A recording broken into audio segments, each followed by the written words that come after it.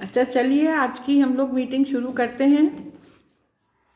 हम लोग हनुमान चालीसा पर विचार कर रहे हैं और दो दोहे शुरू के हम लोग पढ़ चुके हैं, उसको अभी उच्चारण कर लेते हैं। श्री गुरु चरण सरोज रज निज मन मुकुर सुधार, बरनो रघुवर बिमल जस जो दायक फल चार। बुद्धिहीन तनु जानिके सुमिरो पवन कुमार, बल बुद्धि विद्या देहु मोहि हरहु कलेश विकार।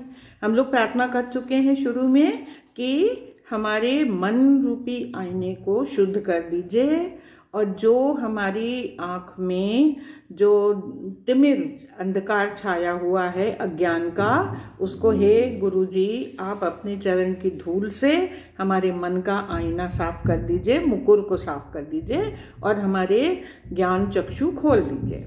तो उसके बाद चौपाइयाँ शुरू होती हैं। हम लोग 3 चौपाई कर चुके हैं, उसको उच्चारण कर लेते हैं। जय हनुमान ज्ञान गुण सागर, जय कपीस तिहु लोक उजागर। रामदूत अतुलित बल धामा, अंजनी पुत्र पवन सुत नामा।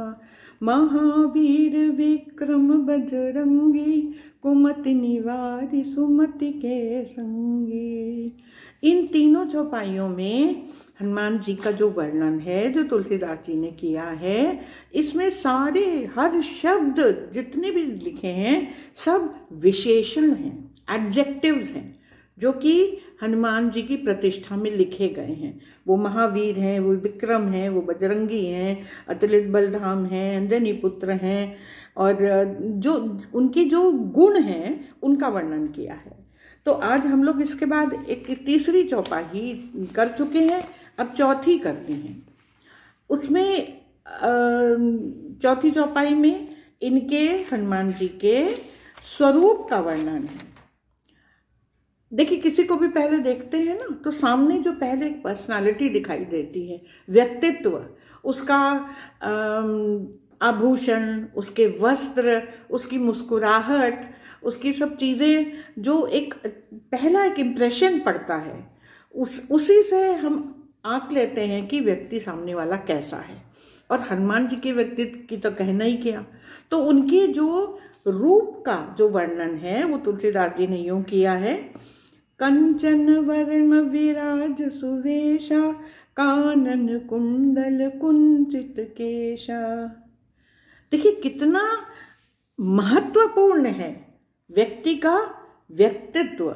व्यक्तित्व से मतलब जो बाहरी उसका जो आवरण है, जो उसके प्रसाधन हैं, जो आभूषण हैं, जो वस्त्र हैं, उन पर भी हर व्यक्ति को ध्यान देना चाहिए। हमें ये एक शरीर मिला है, यही तो एक हमारा पास यंत्र है जिससे हम इस दुनिया में अपनी गतिविधि को संचालित करते हैं। This is the only instrument we have to function. तो इसको तो हमको सही रखना है ना। और सबसे महत्व की बात है, इसको सजा संवार के खूबसूरत सुंदर एक शुद्धता से भरा एक मंगलमय छवि आपकी होनी चाहिए। तो कितना महत्वपूर्ण है इस बात का। और कहीं हमारे इसमें इससे ये चीज़ नहीं पता चलती है कि आप कपड़े मत पहनिए, फटे पुराने पहनिए, कोई दुनिया की चीज़ों से लेना देना नहीं है। लेना देना, खूबसूरती से रहिए, सादगी से रहिए, पर सफाई से रहिए, सौंदर्य से रहिए। आगे सामने वाले को देख करके आपको प्रसन्नता तो हो, उसके मन में खुशी हो ना, तभी तो वो आदान प्रदान भाव का, भावनाओं का और कर्मों का, वाणी का, हर चीज़ का मधुर हो पाएगा। जो चीज़ देखिए पसंद नहीं आती, जिसका की रूपरेखा ही नहीं अच्छी है, उससे जुड़ने का मन नहीं करता। तो सबसे पहला काम हनुमान जी के जो गुण बता दिए ये आप में है। फिर उनका वर्णन में सबसे पहले वेशभूषा क्या है? कंचन वर्ण। कंचन आप जानते हैं, सोने को कहते हैं। देखिए कोई भी आकृति सामने दिखती है तो उसमें एक दिव्यता दिखनी चाहिए, एक शुद्धता दिखनी चाहिए, एक चमक दिखनी चाहिए। अब चमक का मतलब क्या होता है कि ऐसा एक आभा दिखनी चाहिए सामने से जो आपको आकर्षित करे, तभी तो जुड़ाव महसूस हो। जो चीज़ आपको आकर्षित नहीं करती उससे हम जुड़ते ही नहीं, उस पर हम ध्यान ही नहीं देते, ना उसकी फिक्र करते हैं, ना उसकी सेवा करते हैं, ना मतलब कोई अच्छा कार्य उसके संग हमारा होता ही नहीं। तो जुड़ाव के लिए एक खूबसूरती सामने चाहिए जो हमारे मन में, हमारी आंखों में, हमारे हृदय में, हम सब इंद्रियों से उसको इतना अच्छा महसूस करें जब हम उसको ग्रहण करें। तो वरण के तक, वरण मतलब वरण, उनका जो रूप है, जो शक्ल है, जो शरीर है, कंचन के जैसा है। स्वर्ण उस चीज से उपमा दी जाती है स्वर्ण की कि जो पवित्र हो, शुद्ध हो, गरिमामय हो, एकदम उसको देख के जैसे एक बड़प्पन का, एक उजाले का, एक खूबसूरती का एक एहसास होता है, वैभव का एहसास होता है। बेचारगी का, गरीबी का, लाचारी का, दुख का, ऐसा नहीं। कंचन वरण है, इतना खूबसूरत आपका शरीर है। देखिए आग में कंचन है और सोने में जो एक चमक होती है ना, ये एक उजाले वाली, सूरज में है, ऐसे ही हनुमान जी में है उनका। और स्वर्ण का तुलसीदास जी ने कई जगह महत्व बताया है और उसका प्रयोग भी कई जगह किया। देखिए कोई एक शब्द जो होता है उसके कई सारे उसके रूप होते हैं और उसको यदि आप विवेचना उसकी करें तो संदर्भ में क्या उसका प्रयोग किया जा रहा है, किस संदर्भ में, उस पर उसका अर्थ निर्भर करता है। जैसे लंका सोने की थी तो वहाँ पे प्रसन्नता से और खुशी से और ऐश्वर्य से, भले वहाँ पे उसकी अमीरी, उसका बड़प्पन, लेकिन उसमें गौरव नहीं है। देखिए स्वर्ण का एक जो उसके कॉनोटेशन है, जो मीनिंग है, वो वैभव भी है, ग्लोरी भी है, उसमें होनी चाहिए। लेकिन सोने की लंका थी, दिखावे की, घमंड की, तो सोना वहाँ उस मतलब से आया है। दूसरा सोना कहाँ उन्होंने यूज किया है, जबकि जो हिरण्यक था, स्वर्ण मृग गया था, सीता जी को उस पर देख के लालच आ गई। तो कुछ स्वर्ण ऐसा होता है जिसको देख के लोगों को लालच आ जाती है, आप अपना आपा खो देते हैं, उसके पीछे आप भागते हैं, उसकी आवश्यकता नहीं है, आप कहीं ना कहीं अपना संतुलन खो बैठते हैं ऐसे स्वर्ण को देख के। तो स्वर्ण में एक ये भी है, आपको भटकाव का भी उसके अंदर एक भाव होता है। लेकिन ये स्वर्ण जो कि जैसे सीता जी की मूर्ति स्वर्ण की बनाई, जब उनको यज्ञ करना था रामचंद्र जी को और सीता जी वनवास में थी, तो कहा गया कि बिना पत्नी के तो यज्ञ होता नहीं, तो सुझाया गया कि एक स्वर्ण की मूर्ति सीता की बगल में बिठा दी जाए। तो पवित्रता, पात्रता उसमें थी, वैभव उसमें था, गौरव उसमें था, खूबसूरती उसमें थी। तो वही स्वर्ण किस संदर्भ में प्रयोग किया जा रहा है, उससे उसका अर्थ बदल जाता है। अब यहाँ हनुमान जी का कंचन वरण है, इतना खूबसूरत, सौम्य, चमकदार, आभा प्रिय, आभा से भरा हुआ, प्रिय लगता है आपको देखने में। और विराज क्या चीज विराज रही, सुवेशा, उनका वेश जो है वो सु है, सुंदर है, खूबसूरत है। देखिए वो कोई मुकुट बड़ा सा धारण नहीं करे हैं, वो बड़ी कीमती कोई सुरखाब के पर उनमें नहीं लगे हैं, साधारण सी उनकी धोती है, साधारण सा उनका पटका है, लेकिन इतना खूबसूरत वेश है उनका।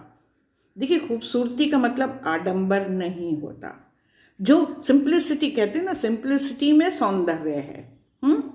जैसे चांद के लिए कहा जाता है, वो देखो चांद कितना खूबसूरत लगता है बिना जेवर, कोई जेवर पहनता है वो, लेकिन उसकी खूबसूरती क्या मिसाल देने लायक है। ऐसे ही सादगी में खूबसूरती है, तो उनका वेश इतना सुंदर, उनको देख के ही आकर्षित आप हो जाते हैं। फिर अगली पंक्ति जो है, कानन कुंडल कुंचित केशा, ये साहित्य की दृष्टि से बहुत ही उत्कृष्ट पंक्ति है।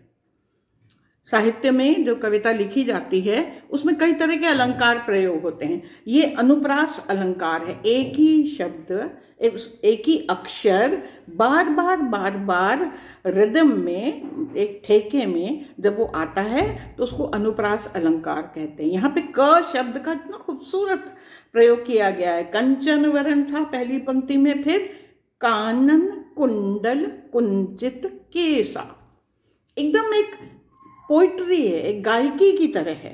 इतना खूबसूरत इसका प्रयोग किया है। तो उनके कान में कुंडल हैं। अब कुंडल का मतलब क्या है? ये कोई ज़रूरी नहीं है कि अलंकार आप पहने, आप आभूषण पहने तभी आप खूबसूरत लगें। बिना आभूषण के भी बहुत सौंदर्य है, लेकिन यहाँ कुंडल आभूषण के मतलब से नहीं है। कुंडल कौन पहनता है? कुंडल पहनने के लिए एक पूर्वाग्रह क्या है? कान में छिद्र होना चाहिए, तभी तो कुंडल आप पहनेंगे। और हमारे यहाँ संस्कृति में कई सारे संस्कार हैं, उनमें से एक छोटा संस्कार है कर्ण छेदन। कान में छिद्र किया जाता है। कान का जो ये नीचे का भाग होता है, इसमें आप लोग सब जानते हैं कार्टिलेज होता है, इसमें नसें नहीं होती। तो और ये पॉइंट ऐसा है, एक्यूप्रेशर का भी पॉइंट है, और इस पॉइंट से यदि कोई चीज़ उसमें हो और वो झंझनाता है तो कई चारों तरफ की नसें एक्टिवेट होती हैं और आपकी मानसिक वृद्धि होती है। ये एक अलग विषय है। लेकिन ये कब होता है? जब बालक कुछ थोड़ा सा बड़ा हो जाता है, कुछ वर्षों का हो जाता है, समझने लायक, जब ये एरिया, ये ब्रेन का ये एरिया जब विकसित होने लगता है तो यहाँ एक छिद्र कर दिया जाता है, जिससे कि वो अब कहते हैं कि उससे ये पूरा एरिया एक्टिवेट होता है और आपका समझने की, सोचने की शक्ति बढ़ती। किसी पशु का कर्णछेदन नहीं होता, अधिकतर कोई फैशन के मारे कर ले, अलग है। तो पशुत्व से मनुष्यत्व तक जाने की क्रिया को कर्णछेदन कहते हैं। वानर थे हनुमान जी, लेकिन सारे गुण उनमें वनवासी मनुष्य के थे और उनका कर्णछेदन भी हुआ था। मतलब वो एक विकसित प्राणी थे और कान में कुंडल पहनते। कुंडल का भी देखिए बहुत बड़ा महत्व है। कभी विष्णु जी के कुंडलों की बड़ा चर्चा आती है। मकर के कुंडल पहनते थे वो, मकराकृत कुंडल, मकर की आकृति के, मछली के आकृति की कुंडल विष्णु जी पहना करते थे।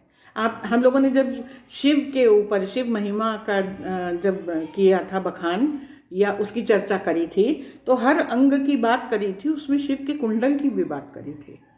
तो शिव के दो कानों में दो तरह के कुंडल होते हैं, क्योंकि शिव जो एक तत्व हैं वो ये दिखाना चाहते थे, उसमें बताना चाहते हैं कि जो सृष्टि में जो एक विलगाव है, जो ये विलग चीजें बनी हैं, वो सृष्टि के संचालन के लिए बनी हैं, वो पृथकता लाने के लिए नहीं बनी हैं।